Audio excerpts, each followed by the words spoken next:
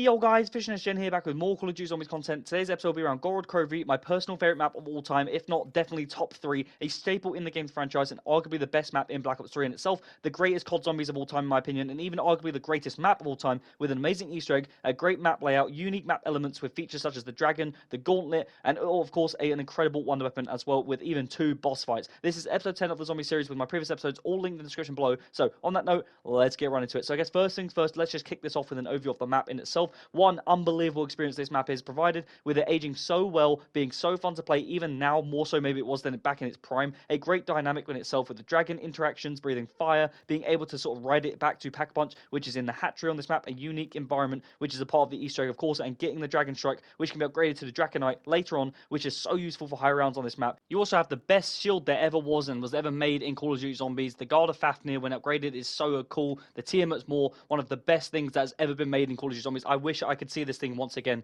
It is truly a masterpiece. Of course, a powerful special weapon in the map as well, which is incredible at the highest rounds. The Gauntlet of Siegfried, such a cool feature to this map. And then, of course, the wonder weapon, the GKZ-45 MK3, aka the Ray Gun Mark III, as it is often referred to as in the community, which is arguably the best wonder weapon of all time in Call of Duty, in my personal opinion. One of my favorites for sure, and a very powerful one on this map, and various different training spots, which I'll go over in this video. Now, I said the overall Easter egg on this map has to be up there in the all-time list, right? Surely this is in the community's top 5 for most, if not all, players that has literally played Call of Duty Zombies from the start. It is purely from an Easter egg point of view, from the structure of it, the quest types that are within this Easter egg, the map elements involved with the boss fight, which has 2 bosses, of course, which is what does it for me. It trumps other maps, and definitely, in my opinion, would be argued as the best overall Easter egg experience, especially in its prime, and especially even replaying it. It's so fun to do again, and still so challenging even to this day, even though I've done it multiple times at this point. It's a map I go back to on a yearly basis. It never gets old for me, and like I said, I always look forward to it each time I play this. I'm always so surprised with how difficult the boss fight is every single time, especially on solo, in my opinion. I've done it a fair few times now, and I still get super locked in for that boss fight, because God, if you are not locked in for that mech fight with Nikolai,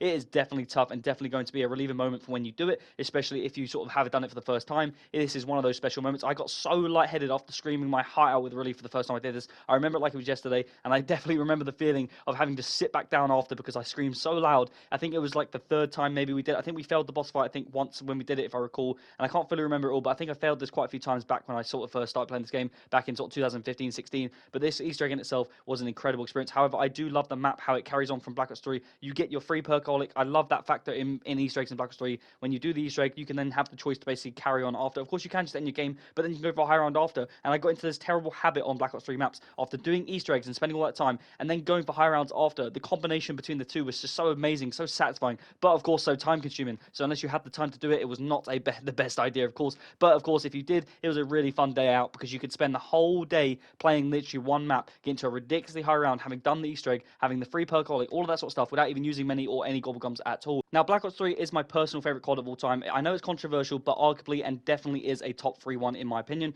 with arguably the best public matches of all time, with the multiplayer experience being incredible, an amazing year for competitive for any of the CWL fans or current CDL fans out there, and also a GOAT Zombies in my opinion. It's definitely the greatest all time in my opinion. Of course, that does sting, because Black Ops 2 is just has a soft spot for most players, with the likes of Mob of the Dead and Origins. Origins is one of my favorite maps of all time, definitely in my top 3. I even argue sometimes it's my favorite. There's so many good maps in Black Ops 2. Of course, Black Ops 1 as well, an incredible experience. For the most part, Black Ops 3 just ticks all of those lists for me. I can go over that in a separate video, as I plan to do anyway, because there are just so many good things I want to say about Black Ops 3 in itself, with arguably, like I said, one of the best experiences that this game provided, with the peak of Zombies with Revelations, the best running of maps leading up to it, and arguably the best sort of 3 maps out of 5 in any sort of game, with the Rise and Draka, Shadows Evil, and then Gorod. All 3 of those maps are in a lot of players' top 5, and if you're an old-timer, you also get the Giant on this game, which is called the basically remastered. I know it doesn't feel the same, but it's episode 2 on this channel, in case you guys weren't aware. I've done a whole video talking about the Reese, because I absolutely love that map as well. I was around back in the day in World at War. I remember what it was like. And then, of course, we also got Chronicles, which brought us the Moon, Origins, Kino, other top-tier maps in other players and my list, and many more. This game offered so much content. It's so fun to even play to this day. Even more fun, you could argue, with everything else that's come out since. You really do appreciate how amazing this game was, especially at its time. Now, back to Gorod. The map layout is my personal favorite of all time. It's a large map, but at the same time, it doesn't feel that way. It doesn't feel like you're running around for miles, an endless amount of just running around with pointless areas. It's weird. I can't fully explain it, but hopefully there are people that get what I mean by this. There's so much much going on this map with so many levels, and the hatchery being a dragon flight away. Of course, you can just simply just teleport there with dragon wings, which allows you to teleport there in itself. Is there stuff like that is what I love about this map. So many unique sort of features. The dragon strike in itself, or the dragon knight when it's upgraded, really gives you like a second set of monkeys, which are even better and especially useful for high rounds. The gauntlet of Siegfried is incredible, being able to push through hordes in later rounds with ease, or use of cover as well by using the dragon on this map, as well as the dragon wings, the Mangler and Valkyrie helmets, all great features inside your Easter eggs, which add to this map's epicness. I love it. I personally think that all maps should have things like this and features that really go above and beyond in certain areas. And then, of course, you have the Easter egg. As I said, a top-tier Easter egg from having the Sophia returning, collecting the statues that start the 6 trials, all of which are very unique and some very, very difficult, especially if you haven't done it for the first time or you're not that experienced at zombies. Now, this is not a guide. I say this in every single video that I've done so far in this series. I'm not silly. I know that no one is watching a Black Ops 3 video of zombies by a small creator like myself 10 years on to learn how to do the Easter egg. As a part of this series, if you guys are new, the ultimate goal is to complete every single Easter egg there is in order to share with you guys gameplay and discuss the map with you guys as a die-hard zombie fan, someone who's very passionate. If you cannot already tell, it's like my requirement in order to tick off this list and move on to the next. Some of the maps have been, of course, much harder, but in order to actually share it with you guys, I have to have done the Easter egg. And like I said, some maps have been harder, and some maps unfortunately cannot be done solo. So when I gather a team together, I will eventually get around to doing them, like Ascension, Shangri-La, and all of those sort of things. But I'll get around to doing them eventually, and I cannot wait to share with you guys. But the ones that can be done solo, although difficult, with the use of gobblegums or many different reps, or playing with others that have done this map before, know how to do or know what they're doing, there is definitely doable, of course. Now, the 6 trials are incredibly well put together and so satisfying to complete, which I'll go over shortly. Now, with the Easter egg, you need to obtain a dragon egg, follow several different steps, have it sit in fire from the breathe dragon fire, get fire zombie kills, penetrate kills, etc., etc., and then you need to basically incubate that egg. Once you've done that, you need to get your code cylinder, which can be a little bit tricky, as you basically need to follow a guide exactly, as it's very different and sort of unique to certain pathways or methods each time you play this map. Once you get this, you insert it into the Sophia machine, spell out Cronus, basically by shooting the dials, obtain the 6 statues, and then place them onto the opposite computer in the sort of Dragon Command area, and then you're ready to start these trials. Now, starting with this step, the Valkyrie step, this is without any gobblegums, was definitely one of the hardest ones in my opinion. Having to guide the green one-shot friendly Valkyrie back to the Dragon Command was not easy to say the least, especially on solo. With the upgraded wooden weapon and some monkeys, it's of course doable, but no stress. It's not stress-free by any means. However, with a teammate, it's really simple to be honest, because you can literally just get that teammate to train the whole round of zombies, you kill off all yours, and none will spawn on you, and you have the simplest sort of step possible. But on solo, if you have no gobblegums and you don't have any monkeys, even with monkeys, this is not easy by any means, and I did lose my shit a couple of times playing this one and trying to do this in the past, but for the most part, if you know what you're doing, it's really not that difficult. Then there's the Groff module step, arguably the easiest step of them all. You simply defend it outside the map. It lands in one of the 3 different sides of the map with no map interferences, and then you literally just use the gauntlet once it's sort of done and completed to go and obtain the hard drive or whatever it is and bring it back to the Dragon Command. And then, of course, there's the key card trial, where basically you need to go back to the hatchery, similar to the Pack-a-Punch step where you need to get the Dragon Strike. It is pretty crazy at times, but again, with the Wonder Weapon and the Dragon Strike, this is pretty easy if I'm being honest, especially if you know what you're doing. You just have to defeat a load of Manglers, which I haven't really gone over in this video, but Manglers are epic. I absolutely love them. I like the fact that they're in Black Ops 6 in modern day. They're just a great sort of unique map boss. I actually like them a lot. They're not hard to defeat at all, but they're just so badass and so cool. And this sort of leads me on to the next step, where basically there's a green-eyed Mangler, which can be very annoying, as you basically have to maintain close distance to this Mangler, who you have to first find that is roaming around the map, and then effectively lure him back to the Dragon Command, just like with the Valkyrie. Now, once you shoot him, basically you can actually kill him. So basically what you have to do is find out a way to lure him back to the Dragon Command, whilst also maintaining close enough proximity where he's not going to kill you,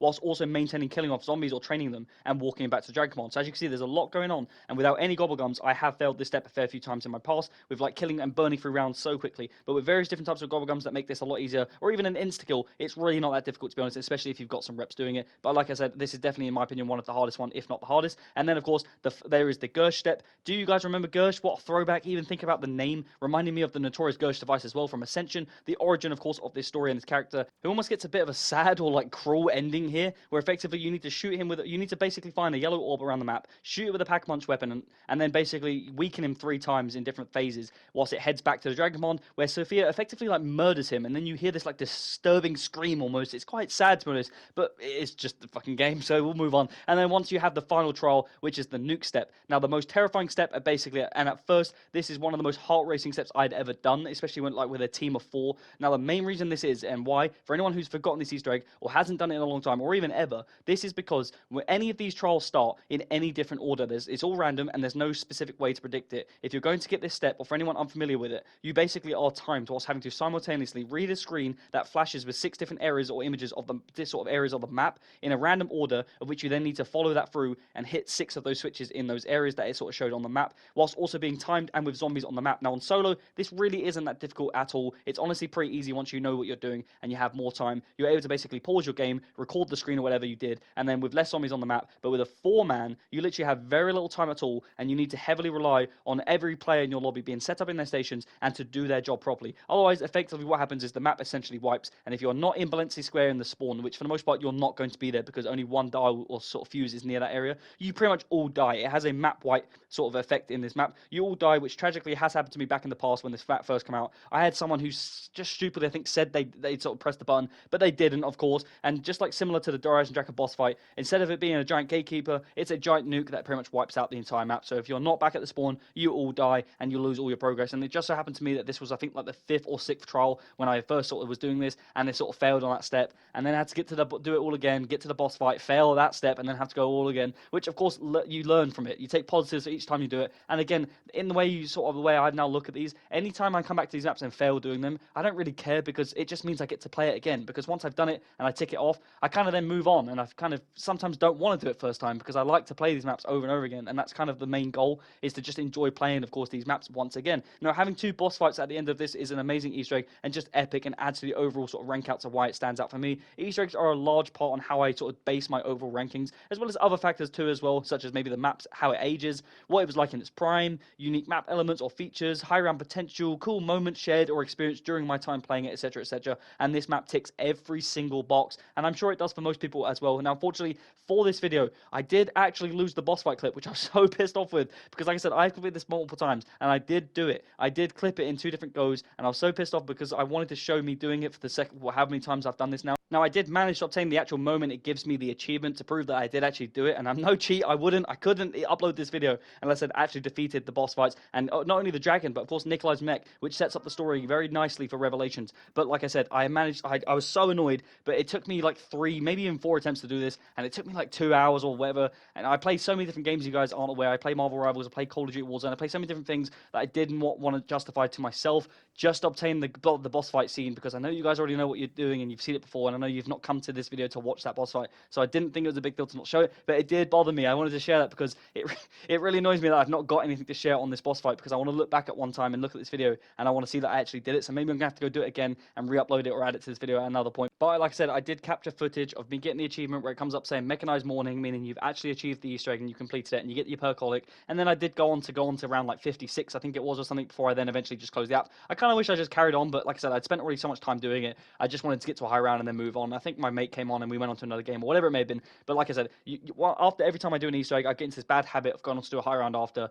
And if you think about it in the grand scheme of things, if you take maybe one attempt, if you do it first time, it takes a couple hours, and then you go to round 56, which takes more hours, you can spend literally half a day before you know it doing just one map, which is fun, of course, but for the most part, I don't really have the time at this point in the day to be able to spend 6-7+ hours or whatever it is playing zombies. But like I said, it is something I do often, especially on Black Ops 3 maps, where I'll do the Easter egg, use the percolic, and go for a highest round possible, just every once in a while. I don't do it as frequent as possible because I'm not really a high round player anymore, but I definitely like to do Easter eggs on every single map, which, like I said, is the ultimate goal for this series. But that's pretty much it for the video. In summary, like I said, I've alluded to all along, this is one of my favorites, if not my personal favorite map of all time. I am curious, and I do want to ask you guys, if you guys do make it to this point in the video, please let me know down below in the comments where you guys rank this map all time. If it's not in your top 3 or top 5, please let me know why. I'm just curious to hear like another person's perspective as to what makes this map not good for you, or why maybe other maps rank even higher. Is it personal sort of bias based on your own experiences, or is there something you particularly don't like about this map? I'm just curious because, like I said, I absolutely love this map. It has everything and more that you want from a Call of Duty Zombies map, especially being, in my opinion, the best Black Ops 3 map, arguably with Darius and Draco, and there's just so many things that just go for this map and sort of how I would rank it. And also, if you guys could share any sort of feedback on how you guys, if you guys are sort of new to the channel, what you thought of this video, and maybe check out any other videos and see what you guys think of the rest of the series. Or if you're not new and you guys have been following along all along, which thank you if you have, can you share any feedback, what you guys think of the videos and the series so far? Like, I've really enjoyed making this series. I have pretty much planned out what I'm going to do in terms of uploads for the next sort of year, pretty much. Like, I want to basically work my way through all the way through Black Ops 3 maps, for Black Ops or Cold War, all the way through to Black Ops 6 present day, and then go into Black Ops 7. Like, that's kind of the plan. Even maybe the Gauntlet from Black Ops 4, I'm going to work my way through every single type of thing there is to do in zombies. And more so, I'm just curious and interested to see if there's others out there like myself, really passionate about zombies and really enjoy the content. And also, if you guys want to play any of these maps or anytime, let me know in the comments. I'm absolutely down to play with any of you guys out there on any of these maps, especially the maps that need more than one player, like you can't do it on solo, on the Easter eggs, maybe Shadows of Evil, maybe Ascension, Shangri-La, whatever it may be, because I want to do them and put them on the channel, and then you guys can be in the video as well. So it's a win-win situation. But anyways, guys, that's the video. As always, if you've enjoyed, do not forget to like and subscribe, as it massively helps me out. And if you have any comments, as I said, tips or tricks about playing zombies, or even any suggestions about future videos that you want to see on the channel, let me know down below and I'll get right back to you. I'm Visionist Gen. I hope you enjoyed the video, and I'll see you in the next one.